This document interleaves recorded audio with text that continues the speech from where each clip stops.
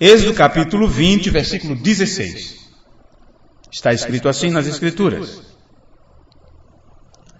não dirás falso testemunho contra o teu próximo. Amém? Oremos. Senhor, orações já têm sido feitas aqui neste culto, mas outra vez, depois de lermos a Tua Palavra, nós desejamos curvar, inclinar nossas cabeças e nossos corações agora, numa palavra de ações de graça e oração, por tudo que o Senhor tem feito por nós. Querido Pai, viemos neste culto uma vez mais, em busca daquilo que é a Tua Palavra, sabendo que por ela Tu formastes os céus e a terra. Por ela Tu sustenta todas as coisas. Nós te pedimos nesse instante, nosso Pai, que Tu abençoe o ventre de nossas mentes, para que possamos receber a Tua Palavra lá dentro do nosso entendimento, na forma de semente, e que essa semente, a Tua Palavra, possa produzir vida, a vida que está em Tua Palavra, e o fruto que Tu destinaste para nós, desde antes da fundação do mundo. Que por nós pedimos isto, Senhor, porque necessitamos destes benefícios que só pode vir de Ti, no mais precioso nome do Teu querido Filho, nosso irmão, nosso Senhor Jesus Cristo. E que Tu mesmo receba a honra e a glória. Amém. Amém. Podeis sentar. Podeis sentar. Neste culto, nós temos tirado então nosso texto de Êxodo capítulo 20, versículo 16, e queremos levar adiante o nosso tema, a nossa série que começamos desde janeiro, desde o dia 3 de janeiro, e o nosso tema, não dirás falso testemunho. Este, portanto, será o culto de número 20, acredito, número 20, da nossa série Aliança de Casamento, ou os 10 mandamentos do casamento. E trataremos neste culto e no próximo, se o Senhor nos permitir, com o 9º mandamento: não dirás falso testemunho. Novamente estamos tomando esses 10 mandamentos nesta série e estamos mostrando a sua aplicação na aliança de casamento. O culto que tivemos lá no sábado, irmão Vicente, nós continuamos aqui no domingo, viu? Nós continuamos aqui no domingo. Não foi fácil lá, né? Coisa também ficou apertada para nós aqui. Então, como temos declarado durante esta série, nós cremos que os 10 mandamentos foram dados por Deus ao homem, não como arma de fogo para nos persuadir. Ah, pensou? Tivesse um caminho para você trilhar, olha, este é o caminho do céu, e um anjo de cada lado, com a arma apontada para você? Do jeito que estava com Balaão, a ponta da jumenta tem que dizer, olha o anjo aí, camarada, você está cego, está com a espada desembainhada. Então, os 10 mandamentos não foi dado como arma de fogo para nos persuadir, para nos obrigar, não, senhores, mas como leis para regular, promover um melhor relacionamento entre Deus e o homem. Foi para isso que foi estabelecido os 10 mandamentos. Agora, dessa forma, como leis para regular e promover o relacionamento, eu creio que são também instrumentos muito proveitosos, não é? A ser utilizado na aliança do casamento, no relacionamento entre casal, para promover uma união mais saudável entre marido e esposa, entre o homem e a sua mulher. E como nós verificamos no outro culto, em nosso estudo anterior, a respeito do 8º mandamento, não furtarás. Estão lembrados, não é? Não furtarás. Foi bem recente. Uma parte foi aqui, outra foi na cidade de Jundiaí. Nenhum casamento pode permanecer sob uma atmosfera egoísta, onde nós aprendemos que o ladrão, o que rouba, ele faz isto. Um dos motivos é porque ele é egoísta. Ele quer para si aquilo que não é dele, aquilo que é de outra pessoa. Então, nenhum casamento vai adiante em uma atmosfera egoísta. Diz, eu quero estar primeiro, meu pedaço é o maior. Essa cadeira melhor é a minha. Este lugar mais fofo da cama é o meu. Não é? Essa parte mais fofa do colchão é o meu. Nenhum casamento irá adiante se houver esse tipo de atmosfera egoísta. Se o melhor você não querer para outra pessoa, se você não desejar o melhor para o seu cônjuge, então você está sendo egoísta. Vê? Então nós verificamos que um casamento baseado no conceito de meio a meio, está fadado à destruição. Vê? Porque ele está baseado num sistema de mérito. Olha, quanto vale essa casa? Quanto vale essa construção? Quanto vale esse carro? Se houver algum problema e haver uma separação, eu já sei que é meio a meio, vou me sair bem. Vou me sair bem. E assim vai. Então, um casamento baseado no conceito meio a meio está fadado à destruição, porque ele está baseado num sistema de mérito. Eu mereço. E ninguém pode viver acima das expectativas do outro. Não, Senhor. Por que você acha que é melhor do que ele, ou melhor do que ela, ou que merece mais um pouco? Vê? Então, o sistema do mérito meio a meio diz: se você fizer isso para mim, então eu faço para você. Vê? Se você for agradável para mim nesse ponto, eu serei naquilo. Agora, meu filho, se não for agradável nesse ponto, vai ter greve naquele outro. Vê? Esse é o sistema de mérito. Você recebe se você merecer. Assim é fácil amar. Assim é fácil gostar. Quero ver você amar quando a pessoa não merece ser amada. Eu quero ver amor quando ela não merece ser amada. E eu sempre digo, é justamente quando se mais precisa de amor, é quando não se merece ser amado. Nós merecíamos o amor de Deus? Aonde? Fizemos o que para merecer o amor de Deus? Por isso você canta. Você acha que você canta é por quê? Tem que entender o que está cantando. Oh, por que Jesus me ama? Você diz, eu não posso explicar. Não há explicação. Para começar, eu não mereço. Não fiz nada para merecer. Não estava buscando o amor de Deus. Não estava correndo atrás do céu. Você estava era cada vez mais distanciando. Vê? Cada vez mais você estaria colocando, vamos dizer assim, sua vida cada vez mais distante de Deus. Você estava era fugindo. Você não merece nada do que Deus dá para você. Não é por merecimento. Por isso que a salvação é de graça. O amor de Deus é eletivo. Não é porque você fez coisa boa que então Deus vai te amar. Ele escolheu você e pronto. Veja. O que é que Deus fez comigo? Ele me amou quando eu não merecia ser amado. Porque Ele viu que era ali que eu mais precisava do seu amor. Por isso Deus amou o mundo de tal maneira. Por quê? O mundo estava merecendo? Estava fazendo alguma coisa? Estava todo mundo louvando a Deus no avivamento pentecostal? Para Deus dizer, está na hora então de eu enviar meu filho para morrer? Ele estava pronto para matá-lo e rejeitá-lo. Já tinha tido até a profecia, ferirei o pastor e as ovelhas se dispersarão. E assim sucessivamente. Então entenda que isto é um relacionamento entre Deus e o homem. E estamos tratando aqui do mesmo jeito quando falamos do relacionamento entre marido e mulher. Porque nos 2 cultos anteriores que aprendemos que ele deve amá-la tanto quanto, ou da mesma forma que Jesus amou a igreja. Vê? Então o casamento de mérito meio a meio diz, se você fizer isso para mim, eu farei isso para você. Essa é a filosofia do coça minhas costas e eu coço as tuas. Não é?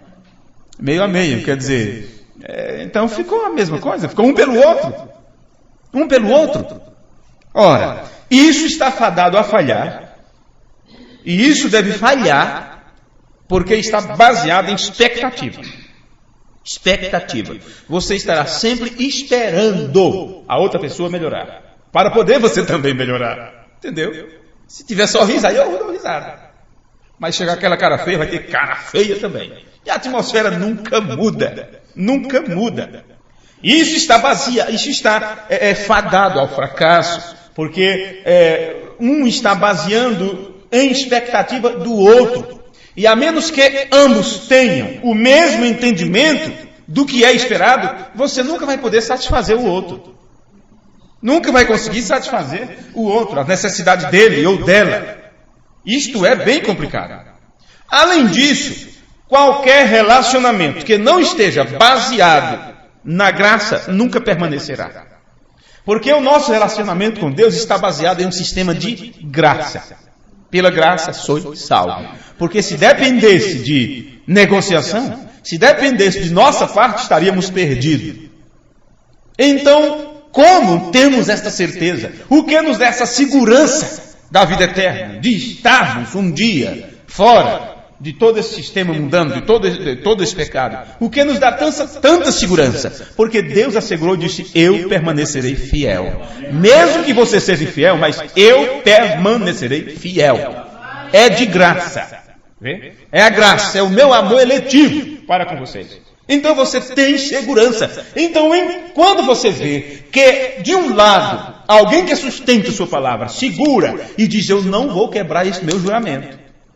Então você, do outro lado, humildemente, você diz, Senhor, então eu farei de tudo para não entristecer o Senhor. Farei de tudo para não ser um filho desobediente. Então o que é que você faz? Você toma também sua cruz e segue. E segue. Porque de um lado tem um que sustenta a sua palavra. No relacionamento, se não estiver baseado na graça, não permanecerá. Você tem que ter graça para com a outra pessoa. Porque chegará um momento, em um patamar, que um emperra e diz, daqui não passo. E você vai ter que usar de graça, para ajudar, para salvar, para perdoar, para pegar pelo braço, para puxar, a menos que aconteça um suicídio. Porque se a pessoa toma veneno, não tem jeito mesmo. A menos que aconteça um suicídio, aí você não vai andar com um saco de osso nas costas, vai? Morreu. Então, vocês podem muito bem entender do que estou falando. E quando o casamento está baseado em um sistema de graça, a graça diz, o que é que a graça diz? Eu te amo independentemente de qualquer coisa. Independente de qualquer coisa. E eu quero fazer por você, mesmo se você não fizer nada em troca. Isto é graça. É assim o relacionamento de Deus comigo, de Deus com você. E se não for assim, o relacionamento entre o marido e a mulher, eles terão um problema sério. Vê? A graça em um casal diz, eu te amo independente de qualquer coisa. E eu quero fazer por você, mesmo se você não fazer nada em troca. E quando você não espera nada em troca, você se torna abençoado quando algo é dado a você. Porque você não estava esperando. Então você é abençoado quando recebe alguma coisa em troca. Mas se você faz porque está esperando algo em troca, quando aquilo te é dado, você não tem bênção nenhuma naquilo. Porque a pessoa só está pagando algo que você fez. É um pagamento. É um negócio. Vê? Que bênção tem? Não foi o que Jesus disse? Que te adianta você amar quem te ama? Veja. O que você ganha com isto? Eu vou ser bom para quem é bom comigo. Eu amo essa pessoa porque ela me ama. Ela morre de amor por mim, então eu amo. Assim é fácil. Jesus disse, eu quero ver quem é que ama o seu inimigo. Então, quando o marido se torna um adversário, um inimigo, quando a mulher se torna um inimigo, uma contenciosa, uma inimiga, então é nesse instante que você tem que dispensar amor. É nesse instante que você tem que dispensar amor. Porque se você só amar e só ser bom ou boa, porque a outra pessoa também é, então você está sempre, constantemente negociando em negócios. Comprando e pagando. É compra e venda dentro da própria casa. Então, para que isso fique bem compreendido, quando você faz, e sem esperar nada em troca, você se torna abençoado quando algo é dado a você. Foi Jesus que disse, faça sem esperar nada em troca.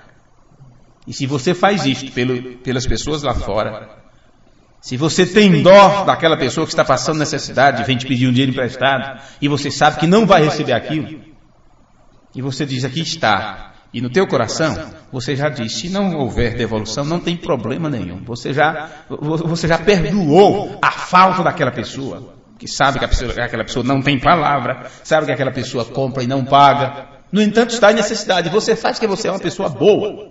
No entanto, você não recebe nada em troca. Se de alguma forma aquela pessoa te der algo, te devolver algo, ela não estará te devolvendo, nem te pagando, estará te dando. E é aí que você é abençoado.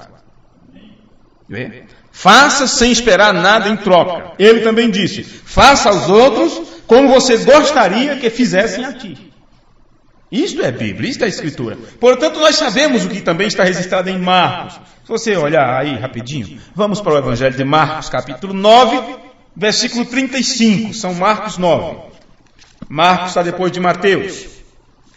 Marcos 9, 35.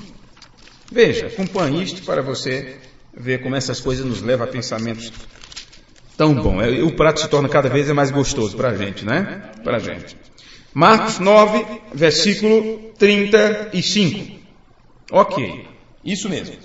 E ele, assentando-se, chamou os 12 e disse-lhes: se alguém quiser ser o primeiro, será o derradeiro de todos e o servo de todos. Vê? Ao invés de desejar ser o primeiro, devemos estar desejando ser o último. Por que só queremos ser o primeiro? Por que queremos ser o primeiro a ser atendido, o primeiro a ser saudado, o primeiro a ser abraçado, o primeiro a receber o quinhão, com medo de ficar sem, né? Não vai sobrar. Ao invés de desejar ser servido, devemos estar desejando servir. Desejando servir. Jesus disse em Mateus 16, versículo 25. Você leu isso no livro de Marcos? Veja Mateus capítulo 16, um pouquinho mais atrás, nas páginas das Escrituras. Mateus 16, versículo 25. Veja.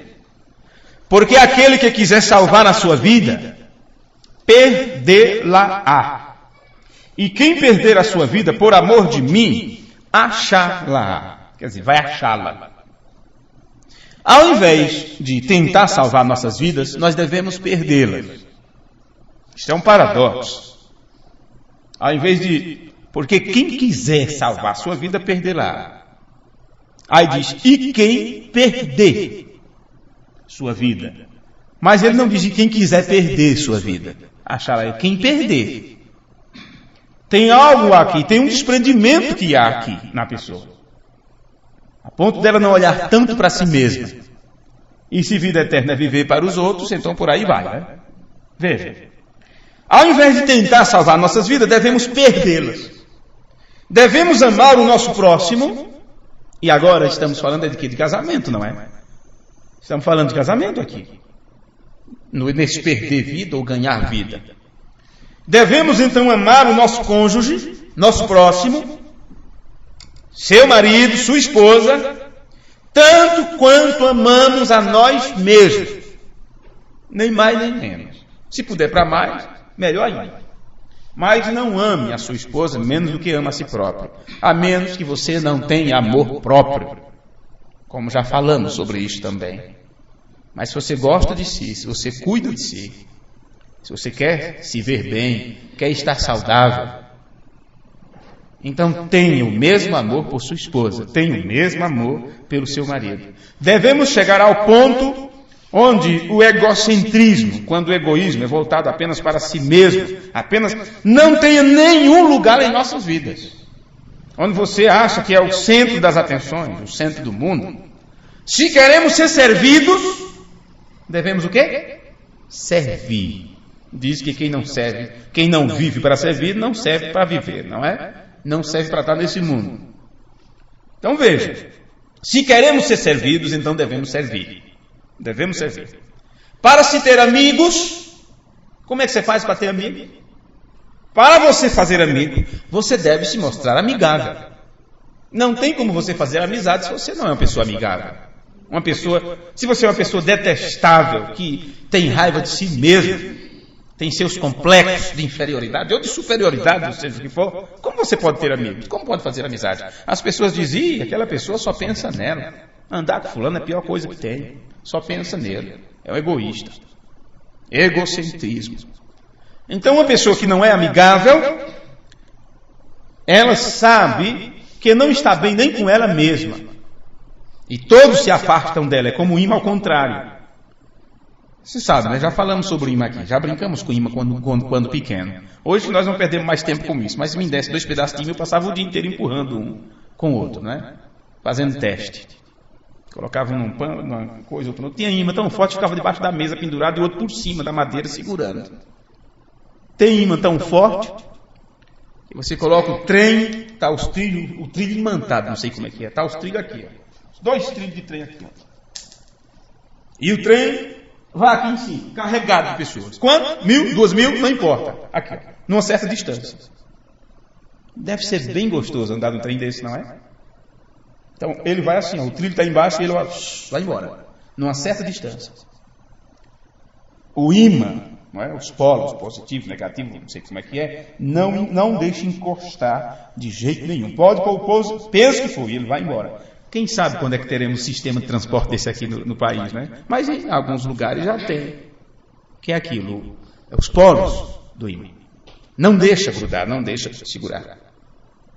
A isolação nunca vai produzir amizade. Aquele trem nunca vai sentir os trilhos.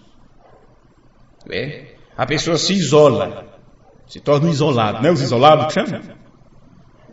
Porque não tem tolerância, não consegue tolerar as diferenças. Por que vocês acham que temos tantos grupos religiosos separados? Eles não se toleram. Os católicos não toleram os batistas, os adventistas, os assembleianos, seja o que for. Os irmãos da Assembleia, Pai do Senhor só para os outros. Se ele encontrar outro, da Batista, irmão, sal dele não. Não se toleram, não há tolerância. Os polos do imã estão ao contrário ali. Eles não conseguem se juntar. Não conseguem. Por que você acha que tem tantos grupos diferentes dentro da mensagem? Cada um com um pensamento diferente. E não há união entre eles.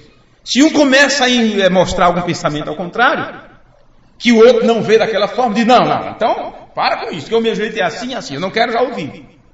E assim vai. Porque não há tolerância. Um apenas quer falar, quer mostrar que ele está certo.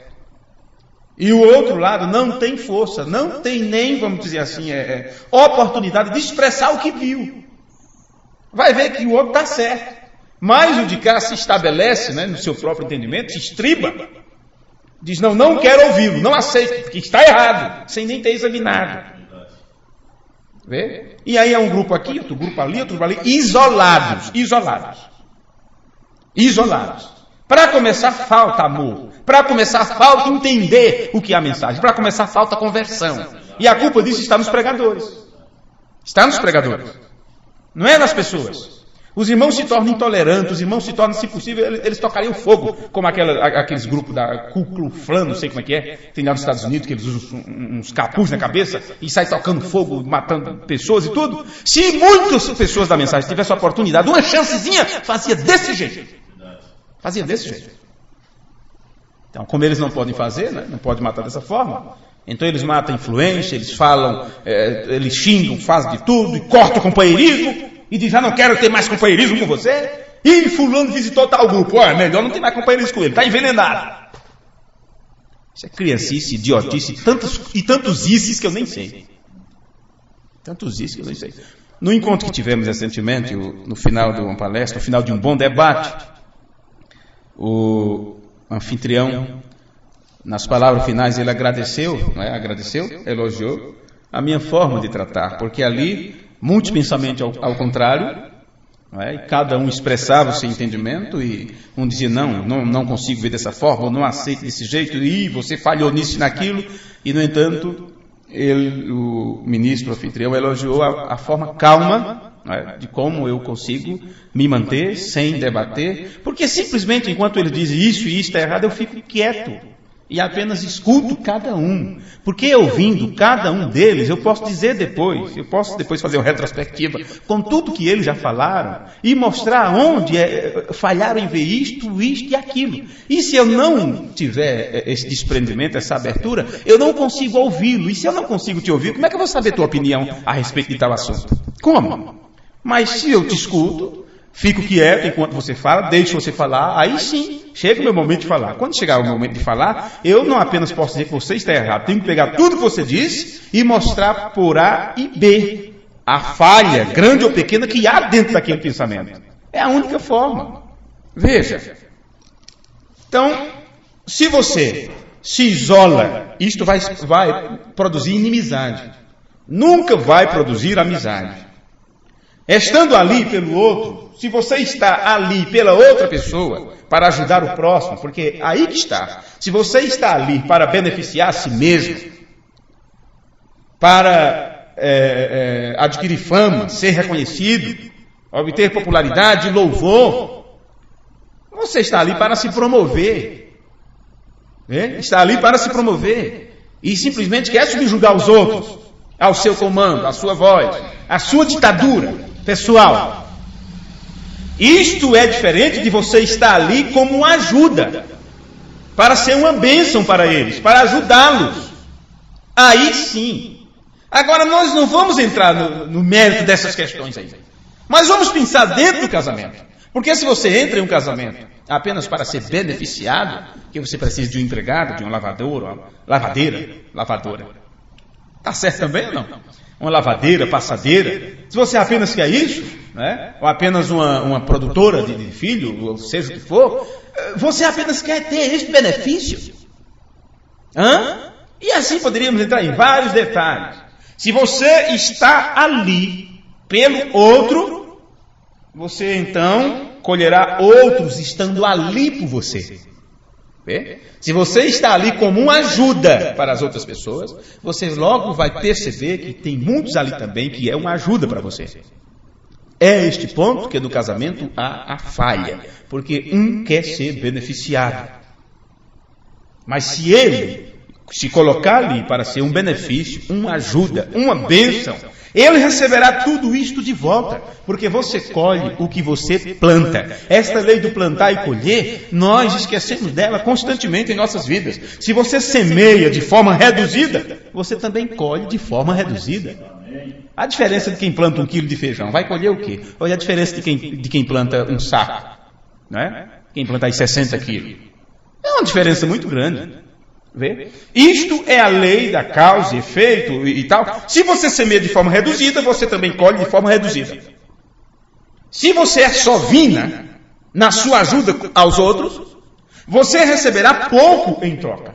Semeia-se abundantemente e você colherá abundantemente. Esta é uma lei estabelecida por Deus e é baseado nisto que o povo das igrejas por aí afora, usa isto como um cavalo de batalha, né? Como um carro-chefe, vamos dizer assim, para adquirir mais dinheiro das pessoas. E diz, quanto mais você der, você será abençoado. Quanto mais você ajudar, você será ajudado. Traga tanto para a igreja que você terá isto em troca. Eles estão fazendo isso baseado em quê? Com base nisto. É uma lei de Deus.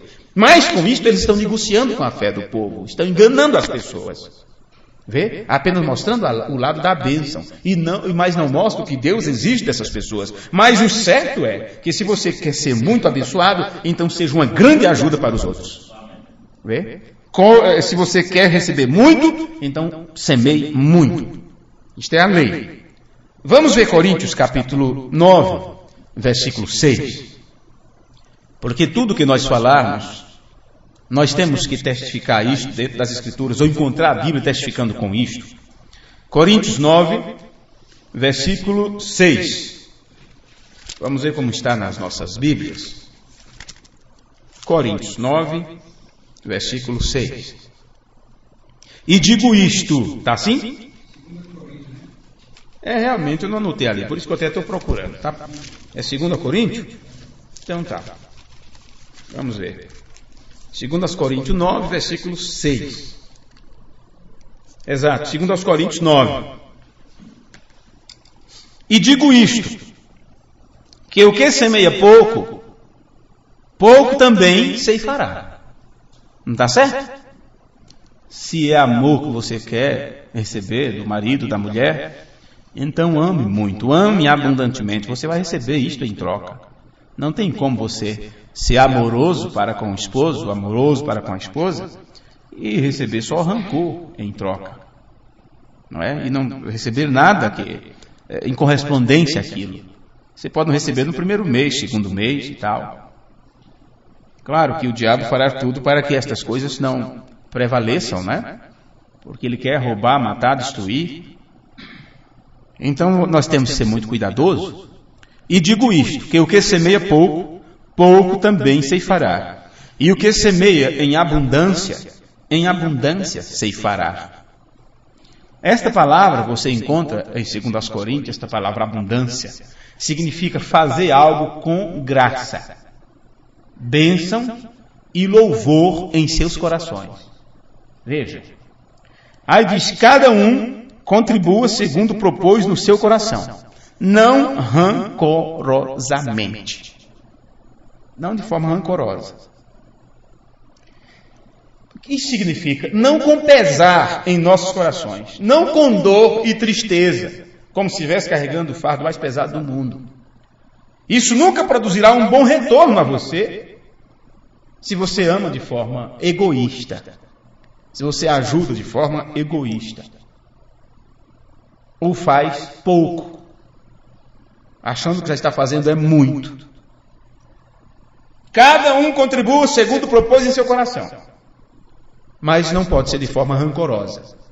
Quer dizer, não com pesar em seus corações, não com dor e tristeza. Isso nunca vai produzir um bom retorno. Quantas pessoas, quantos alguma vez têm dado e depois de algum tempo, as pessoas a quem você deu, não é? Para darem de volta a você, você desejou que nunca tivesse dado de si mesmo a eles. Você deu, você se entregou para alguma pessoa, fez algo para aquela pessoa. E quando chega o momento dessas pessoas devolverem a você, você desejou que nunca tivesse feito nada daquilo. Por que será? Você deseja que nunca tivesse emprestado, nunca tivesse dado, nunca tivesse ajudado, nunca tivesse falado. Bem, o apóstolo Paulo está nos dizendo aqui que Deus não faz assim. Você dá e você foi feliz quando você teve a oportunidade de dar. É aquilo que eu vos disse antes, bem no início. Quando você faz algo e já desprende aquilo no seu coração. Vê? Isso não tem importância. Você dá. A pessoa diz, olha, eu te retorno, eu te trago, eu te dou, eu até dou um pouco a mais. Não se preocupe, faça o que você tem que fazer, vá em paz. Veja, você dá e você é feliz. Foi feliz quando você teve a oportunidade de dar, de ajudar, de estar ali e ser uma ajuda. E apesar deles se voltarem contra você, se em algum momento essas pessoas se voltarem contra você e não retribuir pelo que você fez, isso não deveria importar para você. Isso não deveria ter nenhuma importância. Você não deveria nem sequer olhar para essas pessoas com maus olhos. Não, de forma nenhuma. Porque isto é entre eles e Deus. Uma vez que você cria raiz de amargura no coração e cobrança interna, íntima, silenciosa, então você está esperando um retorno, e por esperar um retorno humano, você está perdendo o que Deus prometeu fazer, porque a justiça é dele. E diz as Escrituras que a nossa ira não opera a justiça de Deus. A nossa ira não opera a justiça de Deus, não vai fazer justiça. Vê? Isto é entre a pessoa e Deus. Você simplesmente receba a sua bênção por poder ter feito, por estar lá para ajudar, por estar lá para dar a mão de ajuda, para estar lá para colocar a pessoa no pedestal, para pegar assim e colocar no pedestal, mesmo que depois a pessoa pise no teu pescoço. O que te importa? Isso é cristianismo, gente. Isso é cristianismo puro. Vê? Isso é cristianismo puro. Agora, Paulo disse também, cada um contribua segundo propôs em seu coração. Observe, eu disse antes, isto é entre a pessoa e Deus. Se você dá de forma rancorosa, você receberá de forma rancorosa também. E Paulo continua na mesma escritura, cada um contribua segundo propôs no seu coração, não rancorosamente ou por necessidade. Poxa, Paulo, mas como? Como é que eu estou contribuindo por necessidade? Se eu já estou em necessidade, como é que eu vou contribuir? Porque são contribuições que se espera o retorno. O senhor diz assim, eu vou dar um palito de fósforo. Eu sei que eu vou ter ali uma caixa com 40 palitos. É 40? É, né? Eu já ouvi uma brincadeira sobre isso. Um moço dizendo que comprou uma caixa de fósforo e dentro estava um pedaço de papel. Não tinha nada, só um pedaço de papel.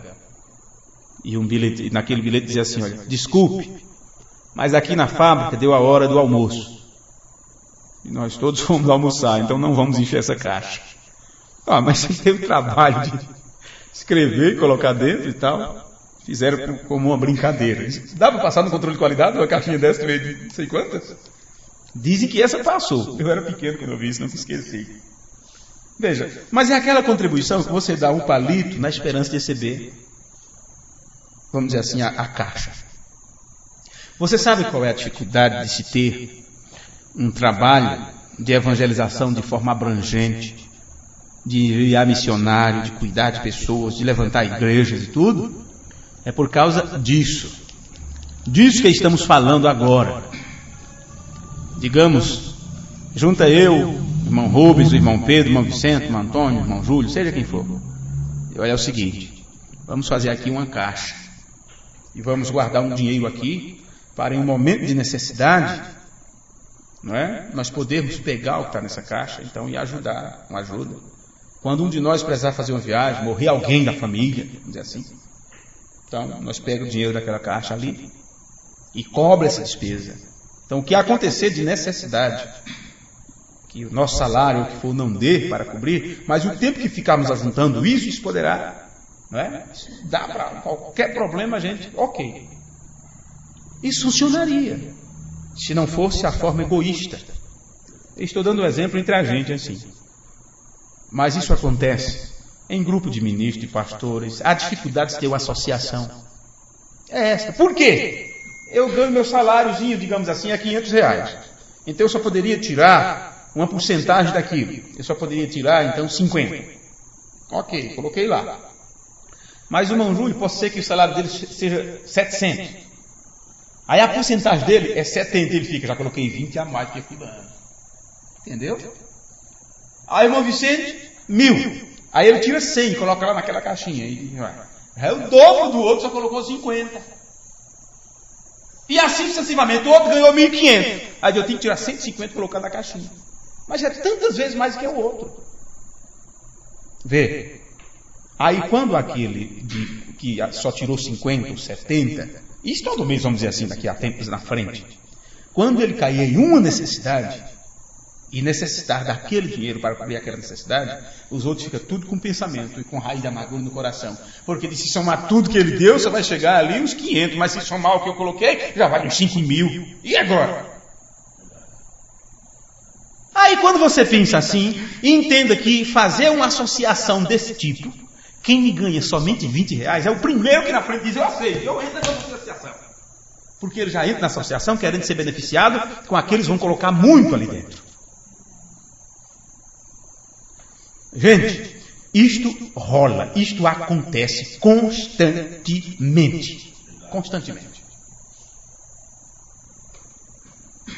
Aquele ministro ali, bem, quantas pessoas ele tem na igreja dele? Tem 20 pessoas. Então o dízimo dele é muito pouco. Meu dízimo dos dízimos eu vou entregar naquele pastor que ele tem 1.500 membros, 1.000 membros. Por quê? Por que não ajuda aquele pequeno? Porque o retorno daquele pequeno, se houvesse, seria elas por ela, vamos dizer assim. Nem seria uma troca. Mas se eu entregar para aquele lá, que tem centenas e milhares, uma ajuda que ele me der há algum tempo, não é possível. Isso vai cobrir qualquer coisa. Isto é o lado humano. E isto acontece. E infelizmente isto acontece. Então, os pequenos sempre ficarão em necessidade. Os pequenos nunca conseguirão ir adiante, porque alguém barra a evolução disso. Vê? Corta esse fluxo. Por quê? Por causa do egoísmo. Do egoísmo, egocentrismo. Ele está entregando para alguém. E é bíblico entregar. Tem que fazer. Está dentro da escritura, está dentro da mensagem. No entanto, está fazendo de uma forma egoísta, errada, pecaminosa. Seria melhor que não fizesse. Seria melhor que não fizesse. Geralmente eles têm a igreja 7, né? É.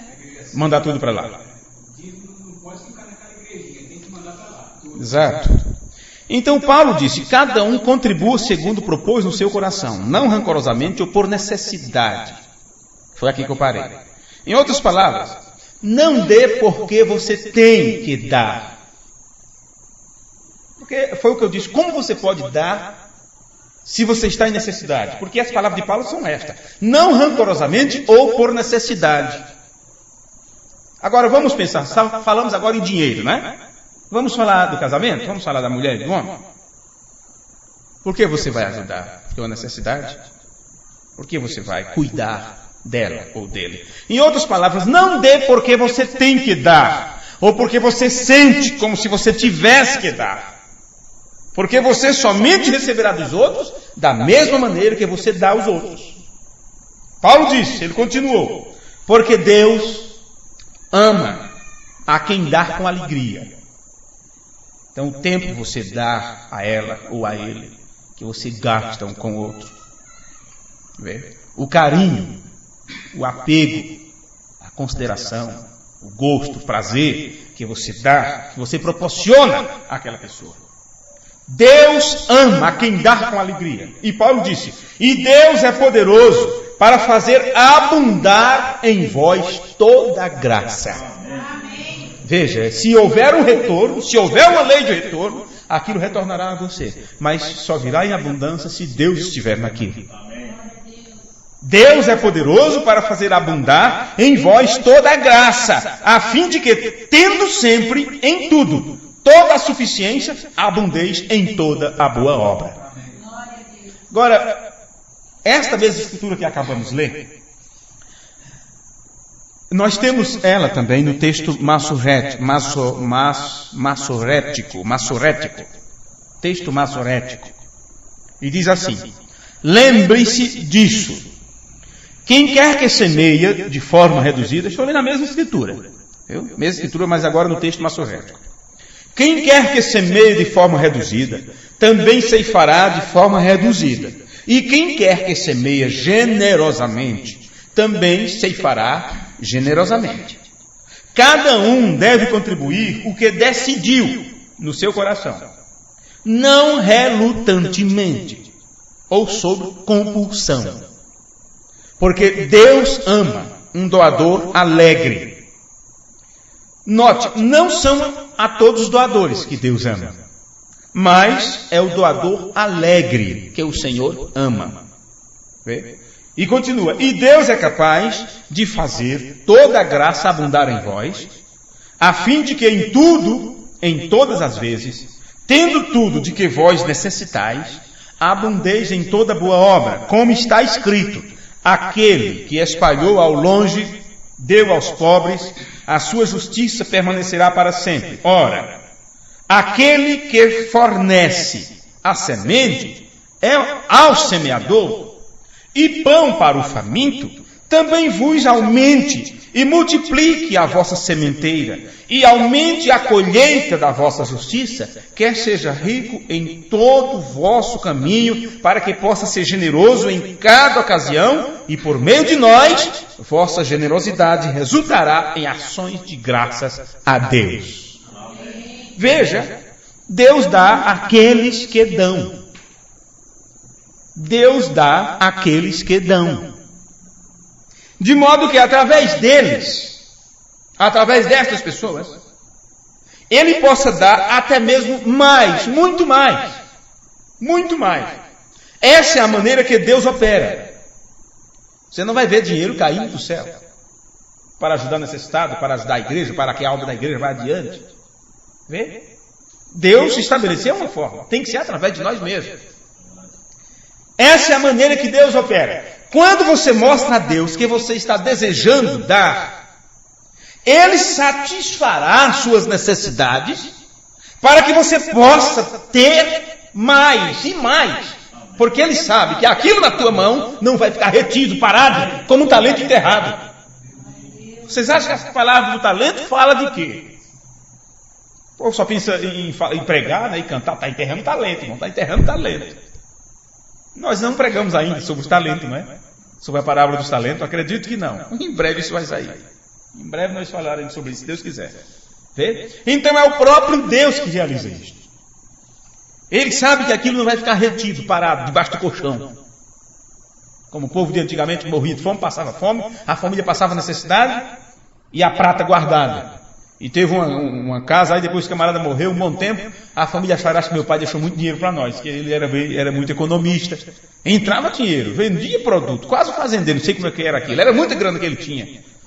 E os filhos, vai ter muita coisa, vai ter muita coisa. E tinha um quarto que ninguém abria, que era guardada a coisa, e quando foram lá, meu Deus do céu, estava até o teto de prata, moeda, tudo quanto é de coisa. Porém, o tempo de Dom Pedro, o tempo da escravidão, moeda que não valia nada. No tempo era muito grande. Mas o que é que te adianta você ter agora 10 mil cruzados, 10 mil cruzeiros novos? Ou cruzeta, ou tostão, ou vintém? O que é que te adianta isso? Eu fiz uma caixa lá, guardei, está bem enterrado num buraco lá, aquilo não vai mofar de jeito nenhum. Mas o que é que te adianta? Aquilo perdeu o valor. Aquilo perdeu o valor. Então são pessoas mesquinhas, egoístas, não tem confiança em si mesmo para gerenciar as coisas. Então são pessoas que não distribuem, não levam adiante, não faz a coisa andar. É algo que fica parado em si. Não tem amor para a família, não tem amor para a casa, não tem amor para a esposa, não tem amor para o marido. Então não receberá nada em troca, porque ela não tem nada para dar. A atmosfera ali está parada, é o isolado. Ali, vivendo em seu próprio mundo. Continuando o texto aqui da Escritura, no texto massorético. Este serviço que você presta não só supre as necessidades do povo de Deus, mas também é abundante em muitas expressões de agradecimentos a Deus. Que você lê na sua Bíblia, em ações de graça para Deus. É abundante em muitas expressões de agradecimentos a Deus por causa do serviço que vós mesmos tendes demonstrado. Homens louvarão a Deus pela obediência que acompanha vossa confissão do Evangelho de Cristo e por vossa generosidade em compartilhar com eles e com todos os demais. E nas suas orações por vós, seus corações sairão por vós, por causa da excelente graça que Deus tem dado a vós, graças a Deus pelo seu indescritível dom. Amém. Então, agora, embora nós pudéssemos prosseguir com este pensamento de egoísmo, contra o egoísmo, não é, versus o coração doador em um casamento, você vê que a gente abrange muitos outros setores da nossa vida, porém o foco nosso nessa série é casamento. É? Então, poderíamos prosseguir com esse pensamento do egoísmo versus ou contra um coração doador em um casamento. Nós precisamos nos apressar adiante em nosso estudo desses 10 mandamentos da aliança do casamento, e eu já estou indo para concluir, e olharmos algo aqui, porque eu fiquei dentro desse tema ainda falando sobre egoísmo, relembrando também um pouco do culto anterior que falamos um pouco sobre isso. Porém, estamos em Êxodo 20, versículo 16, falando agora, não dirás falso testemunho contra o teu próximo, não é? Não dirás falso testemunho. Agora, a pergunta deve vir em nossas mentes. Como se faz esta ligação com a aliança de casamento, com os 10 mandamentos de casamento? Como vamos ligar isso? Falso testemunho.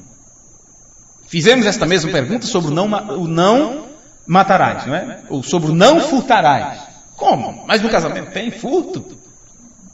E a coisa foi feia, viu? Para nós, no culto sábado, lá em Jundiaí. Foi mostrado muitas formas de se roubar, de se furtar. E um ladrão não entra no reino dos céus. Não é? Agora vem também a pergunta, como ligar isto dentro do casamento? Não dirás falso testemunho contra o teu próximo. Nossa resposta é muito simples. Muito simples. Mas primeiro devemos saber o que significa falso testemunho. Porque se tem como se fazer falso testemunho, ou dizer falso testemunho contra o nosso próximo, no caso contra o marido ou contra a mulher, então primeiro teremos que entender o que significa um falso testemunho. Ou você nunca vai saber quando está sendo vítima disso ou quando está sendo causador disso. Esta palavra, a palavra hebraica utilizada é a palavra sequer. Sequer. Se fosse para soletrar S-H-E-Q-E-R.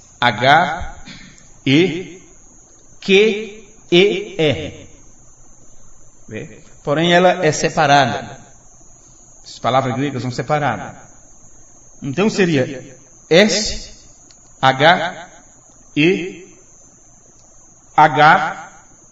um tracinho em cima, para uma separação, aí vem Q-E-R.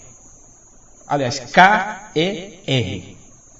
Então, a pronúncia seria secar, ou sequer, algo assim. Esta foi a palavra hebraica usada nesta escritura. Não dirás falso testemunho. E ela significa desapontar, falsificar ou enganar. Então agora fica mais fácil nós então estabelecemos uma ligação deste 9º mandamento com estas mesmas regras dentro do casamento. Como é que eu posso? Não dar um falso testemunho contra o meu próximo.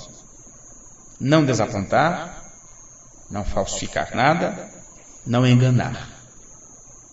Okay?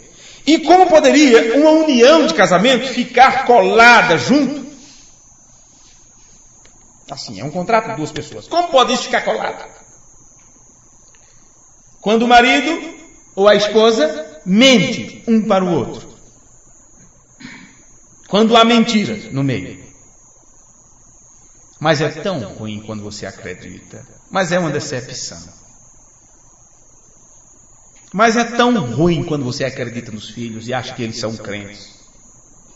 E eles se vestem tão bem na igreja. Quando está com você. E quando você dá as costas, elas pegam a saia, né? E dá uma volta, dá 2, dá 3. E encurta lá em cima. Ou pega o cós. É o cós aqui em cima? Dá não sei quantas voltas e coloca a saia lá em cima. Isso é o quê? Isso é falsificar, enganar e traz desapontamento. E como fica a tua esposa? Você sempre conhece ela se vestindo daquela forma, como uma cristã, tudo direitinho. E quando ela sai das tuas vistas, ela troca de roupa e anda como qualquer outra pessoa aí do mundo. Isso é falsificar, isto é enganar, e isso traz desapontamento. E se fossem falar dos homens, como eles fazem, como eles aprontam, o que eles praticam, e elas acreditam, têm confiança, que eles não vão desapontar, porque prometeram isto. E daí a pouco estão com outras. Imagine como isto traz desapontamento, porque algo ali está falsificado, está enganando, tem mentira no meio. Este é o 9º mandamento. Não dirás falso testemunho. Poderíamos então pegar isto aqui. Eu não estou falando, né? Eu disse, como poderia um casamento se manter colado ali à união dos dois, né? Quando o marido ou a esposa. Eu dei apenas alguns exemplos, gente. Mas existem muitas situações aqui. Não vamos ficar o ano inteiro apenas destrinchando uma palavra. Vocês podem muito bem pensar muitas coisas. Muitas coisas. Acho que não vai dar tempo de falar nesse culto, não. Não vai dar tempo que eu queria falar. Não é? Mas hoje eu ouvi, sabe o que eu ouvi hoje? E essas coisas não tem como a gente não lembrar quando estamos falando sobre isso. O irmão tem uma vizinha, uma adorável vizinha. Mas, no entanto, para ela ter o dinheirinho dela para comprar uma roupinha, uma coisinha, um cremezinho de cabelo que eu sempre falo, não é? Um sapatinho da criança. Porque o homem quando compra é só no aniversário, né? Só aniversário, só compra panela de pressão dia dos namorados. Ou dia das mães. Aí é que chega com uma panela de pressão. Isso não é presente, gente. Isso é uma necessidade básica aqui. Quando está estourando, tem que se comprar mesmo. Aí já aproveita. Vê. Ok. Mas essa senhora, vizinha desse irmão, o que é que faz? Para poder ela ter o seu dinheirinho, ela lava a roupa para o vizinho do lado. Lava as roupas do vizinho de cima. E recebe o seu dinheirinho. E o marido não sabe que ela faz esse trabalho, que ela lava a roupa, que ela passa a roupa, que ela ganha o seu dinheirinho extra para poder comprar alguma coisinha a mais que tem necessidade. Se ele souber, ele mata. Vê? Ora. vou entrar nesse detalhe dentro dessa mesma questão em outro culto, porque agora acredito que não vamos ter tempo. Né? Mas imagine, quando há mentira, por que será que ela tem que esconder isso? Imagine que tipo de homem é este. Moças, cuidado, vocês que me ouvirem futuramente. Cuidado, você nunca sabe. Aquele camarada que vai se tornar, o tipo de homem que aquilo vai se tornar depois. Então cuidado, não vá se enganar com as juras de amor. Não vá se enganar com as juras de amor. Para poder ela ganhar um dinheirinho extra, seus 10 contos ali, lá passando uma roupa, tem que ser escondido do marido. Que tipo de marido ela tem? Que tipo de marido ela tem? Como poderia uma união... Bem, isso está fadado a qualquer momento ele descobrir e o pau cantar, não é? Vê? Agora a culpa é dela? Não, a culpa é dele. Porque se é assim, ele teria que ter suficiente e com sobra para suprir todas as necessidades dela. Para suprir as necessidades dela. Talvez o que deveria ser para suprir essas necessidades básicas dela é o que ele gasta com o jogo, com a bebida, com os amigos. Roubo dentro do casamento. É roubo. Isso é as regras sendo quebradas. Isso tudo é um conjunto só. É um engrenário só. Não é? Agora, quando há mentira entre um e outro, ou quando propositadamente um engana o outro, ou vive uma vida de decepção, chega aonde os dois? Em algum momento, um para lá, outro para cá. Não dirás falso testemunho. É não falsificar as coisas. Não enganar. Não desapontar. Agora, claro, eu não estou falando sobre mal entendido aqui. Sobre coisas que nós não conseguimos entender. Estou falando sobre decepção deliberada, sobre comportamento fraudulento. Viu? A palavra hebraica que foi usada na escritura, a palavra sequer. Me ver, não viu, mas eu estava anotando ali essa palavra, foi ou não viu? Foi isso? Deixa eu ver um negócio aqui. Porque às vezes eu pronuncio e vocês ficam assim, mas como que é isso? Como que é isso? A palavra é esta. Estamos estudando um ponto nas escrituras, um ponto-chave, e se você não entender o significado daquele ponto, você fica sem entender o que a Bíblia está dizendo. A palavra é esta. No hebraico sempre tem esses traços, esses pontos. Esta é a palavra que em Êxodo 20, versículo, quem lembra? 19 foi? 16, está lá. Não dirás falso testemunho. E a palavra ali é aquela. S-H-E-H, um pontinho em cima, um traço separando, K-E-R. Sequer. Esta palavra, falso testemunho, vem da palavra raiz, sacar. Sacar. Que já seria S-H-A-W. A diferença de uma para outra. S-H-A-W-K-A-R.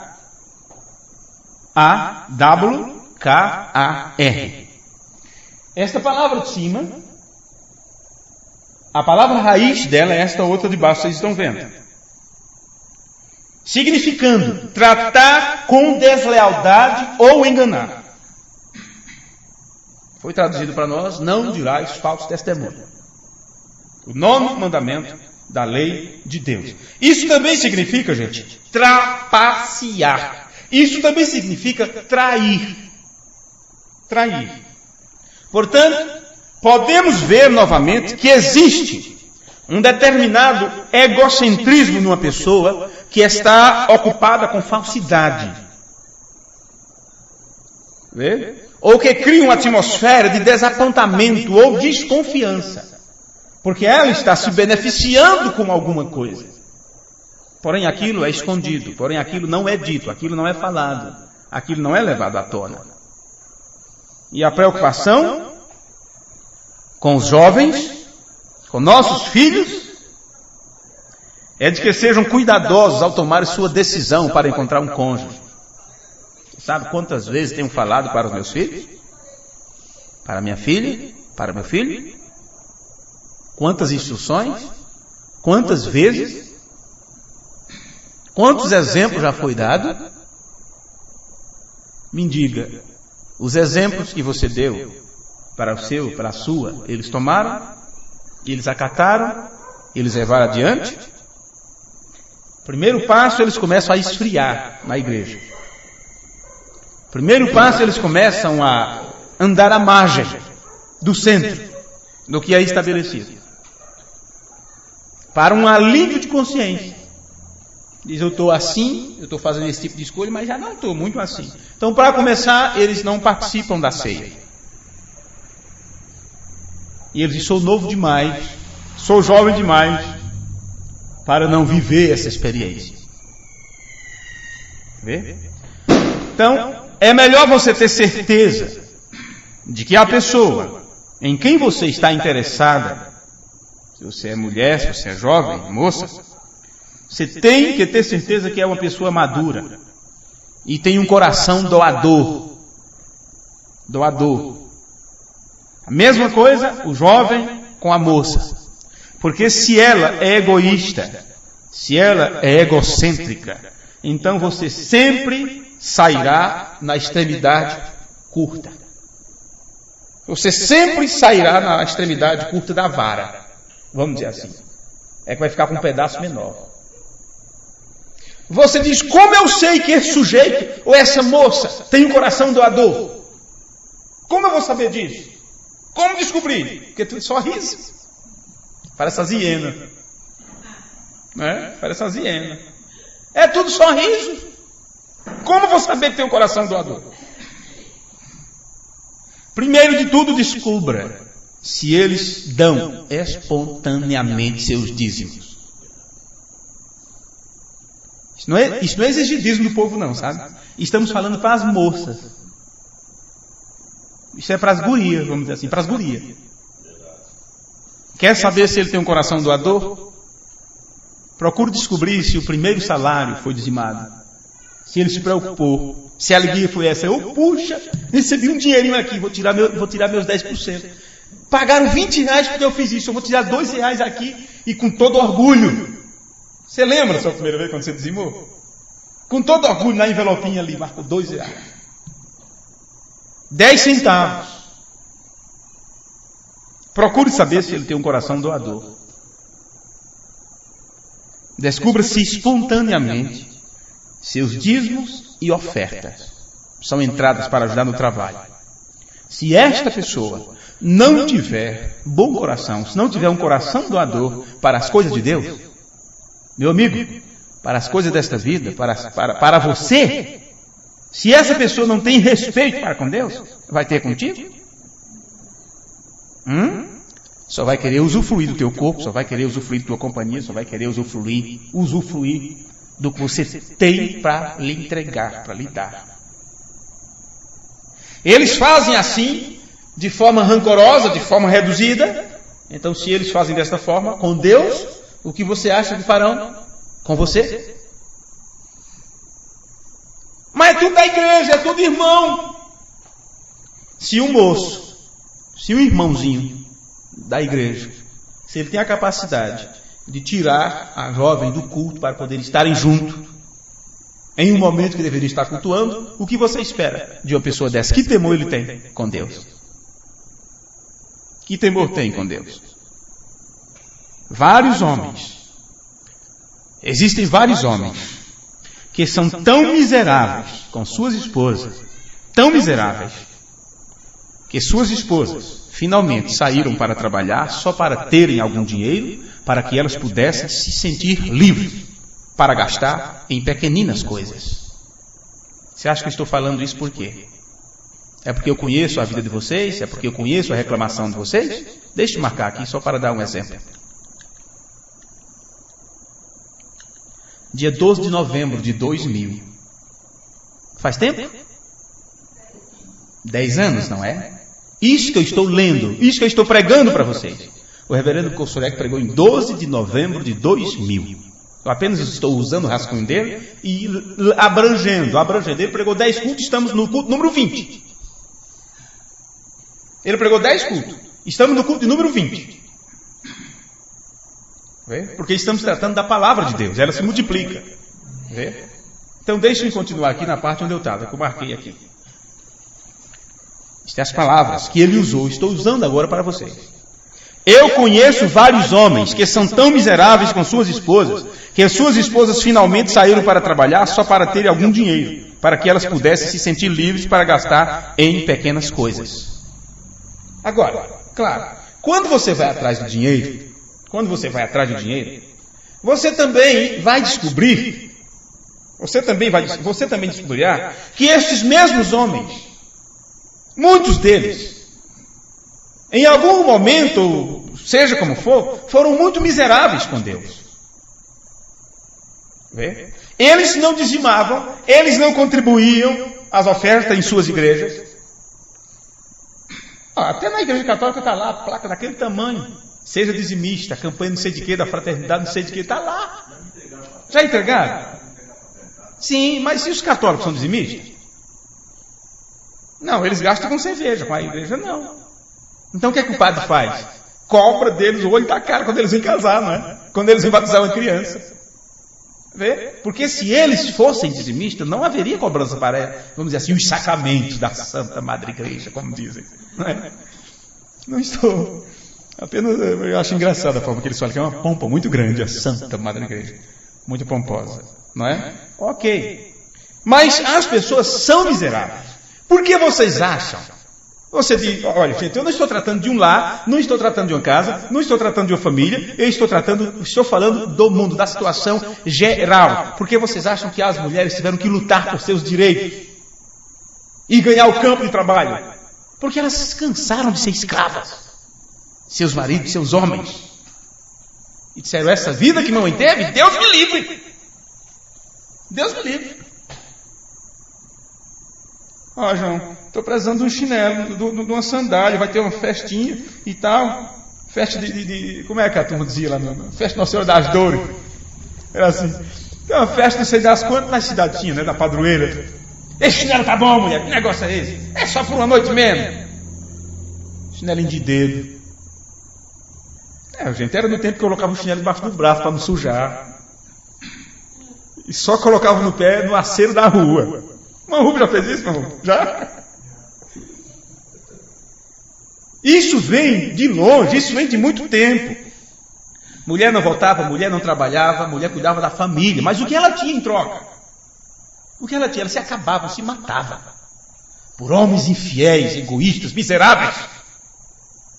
Que a mulher podia ficar em casa ralando lá no fogão de lenha. 5, 6, 8 filhos para cuidar. E ele com a... Eu não vou dizer os nomes, vocês já sabem. Aí fora. O que é que acontece? Isso trouxe uma geração de revolta. E disseram, não aceitamos mais isso. E é claro, já existia um plano. Já tinha, o diabo também usou esta parte. E aí eles lutaram pelos direitos para ganhar as ruas e estão aí, batendo em cara de pinhão, né? E tudo. E ganharam sua autonomia, o mercado de trabalho está mais aberto para a mulher do que para o marido. Vê? Isso por quê? A culpa foi dos homens, a sociedade machista que se criou, que se gerou.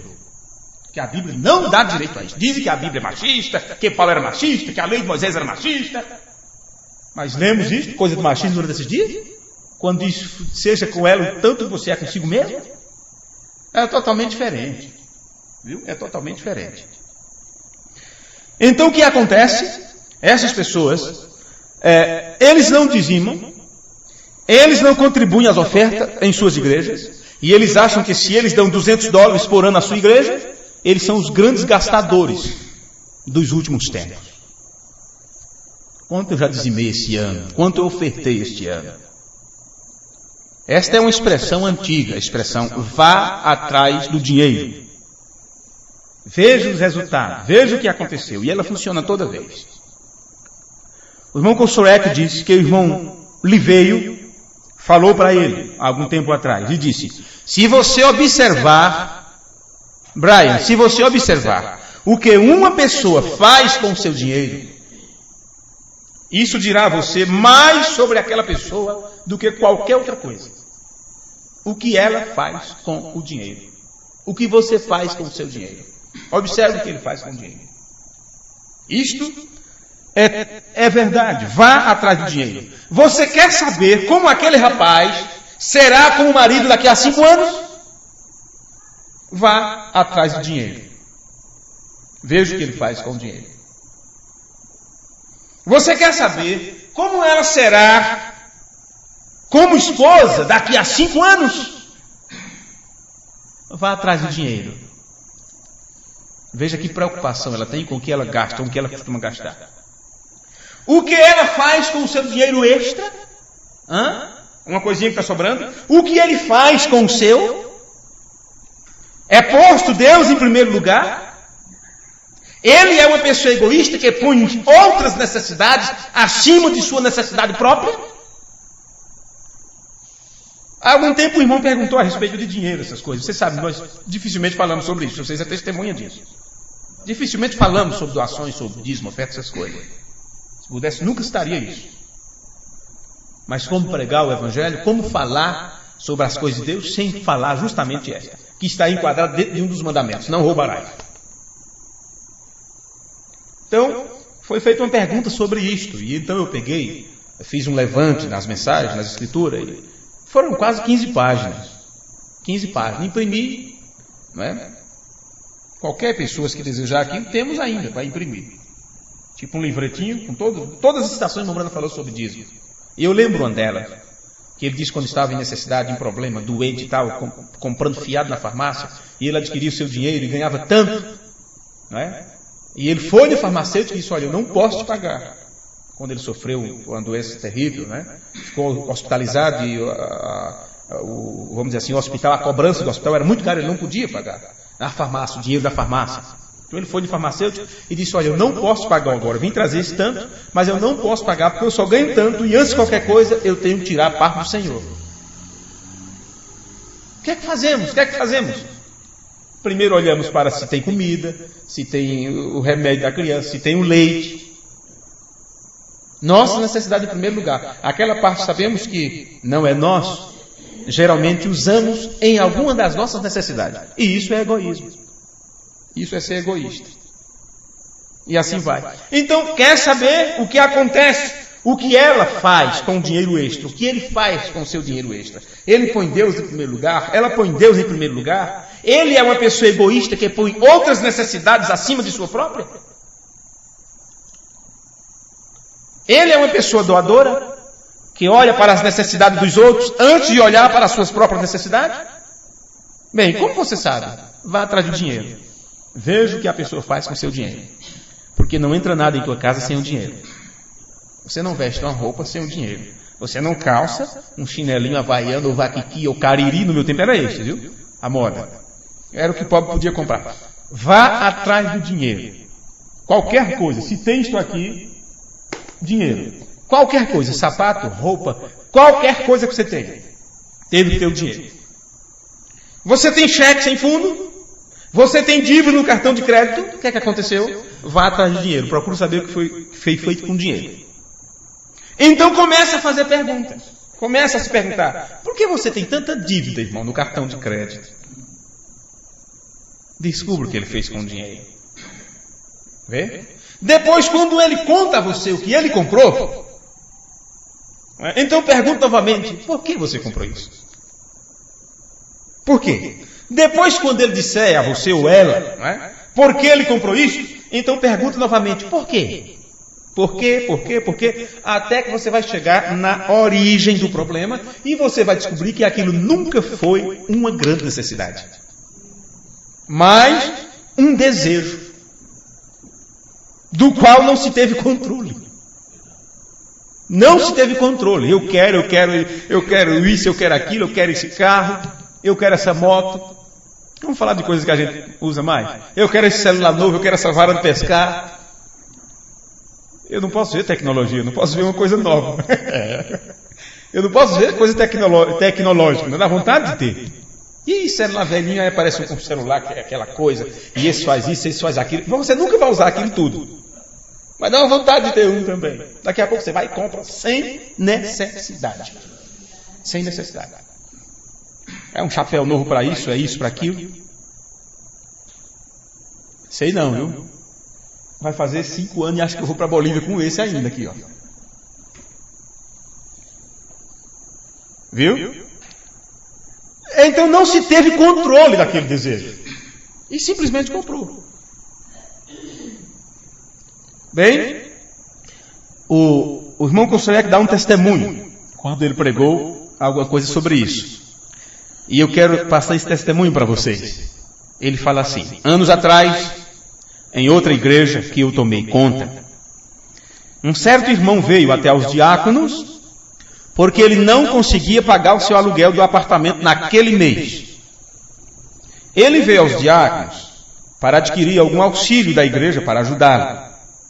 A primeira pergunta que o líder dos diáconos fez a ele foi: o que você comprou recentemente que não é uma compra comum, por comida e roupa, coisas assim? Após alguns questionamentos, eles descobriram que ele havia comprado um aparelho de som que ele não podia bancar. Ao invés de dar a ele o dinheiro do aluguel, ele foi aconselhado a devolver o aparelho de som para que ele pudesse pagar o seu próprio aluguel. Misericórdia, eu desvio da igreja. É assim que muitos fazem? Né? Eu desvio dessa igreja. Observe, ele comprou um aparelho de som que ele não podia bancar. Então ele ia passar muitos meses sem conseguir pagar o aluguel, não é? Porque já tem a despesa. Nós já temos a nossa despesa mensal. Então alguma coisa extra que você compra, aquilo vai te deixar em alguma dificuldade. E sendo que você ainda tem o aluguel que você não pode deixar de pagar, então claro, primeiro Deus, depois essa necessidade tua que depende de outras pessoas, que é o teu aluguel, a água, a luz. Caso contrário, já pensou, se corta a tua água, se você fica sem água, se você fica sem energia? Ou como é que você dorme sossegado se todo dia está o dono da casa lá pedindo o aluguel? Vê? Dinheiro é problema. Temos que saber gerenciá-lo. Ora, se esse diácono sabia disso ou não, ele estava seguindo a trilha do dinheiro. E isso guiou até a origem do problema. E sabe o que acontece? Nós temos que ter muito cuidado. E eu quero terminar com essa parte. Nós temos que ter muito cuidado para não pegarmos, não sermos dominados por o espírito do século, que nos seduz para adquirirmos, que é sedução e aquisição. Nos seduz e nos leva a adquirir o que nós não podemos e que não é necessidade básica. O que está em Apocalipse 3 e 14?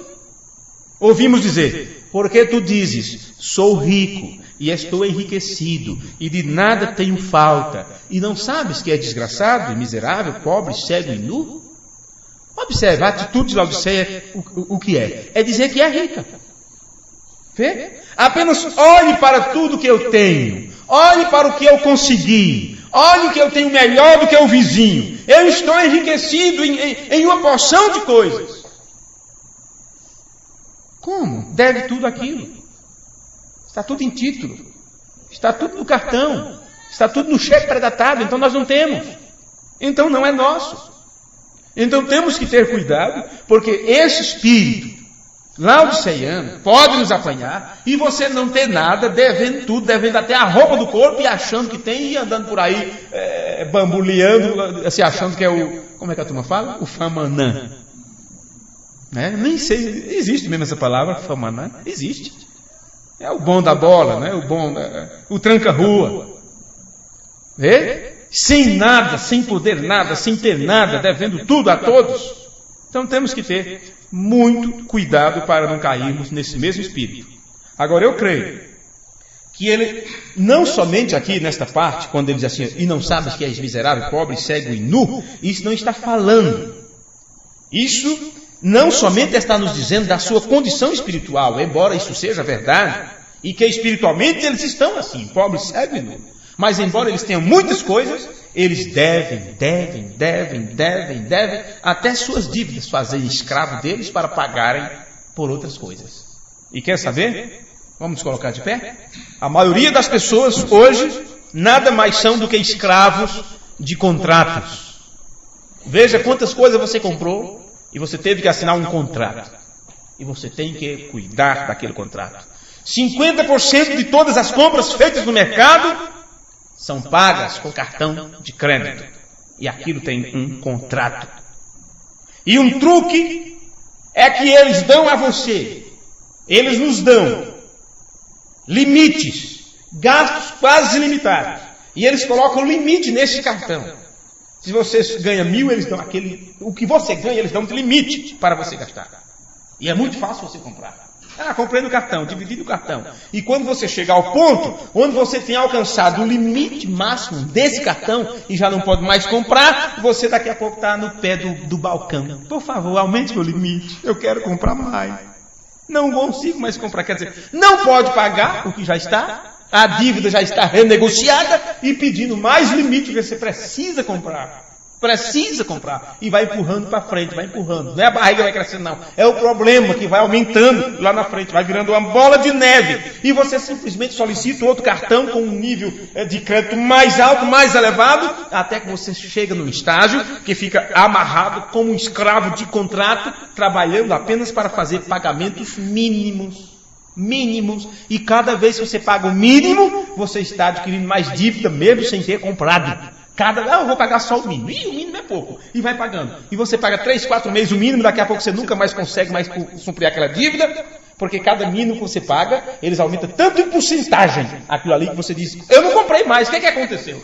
Você não pagou o seu dívida, você está pagando o mínimo. Você não está pagando a prestação, você está pagando o mínimo. E foi assim que esse dia eu fiquei meio nervoso, meio enrolado. Porque disseram, você tem um limite de tanto. Eu digo, então eu vou comprar. Quando eu liguei a moça, ela disse, não, mas você ainda está com aquela dívida, porque foi renegociada a dívida. Então o que é que eles fizeram? Se eu renegociei a dívida, porque eu tive um problema para pagar ela, dentro do período que me deram, então eu renegociei. Mas assim que eu renegociei a dívida e comecei a pagar ela, eles me deram um limite superior, o dobro daquilo.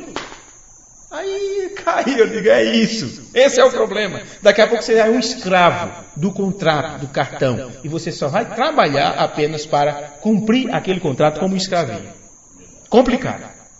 Bem, nós vamos levar isso adiante no próximo culto. Vamos, Vicente, vem cá então e ora para nós. Deus abençoe vocês.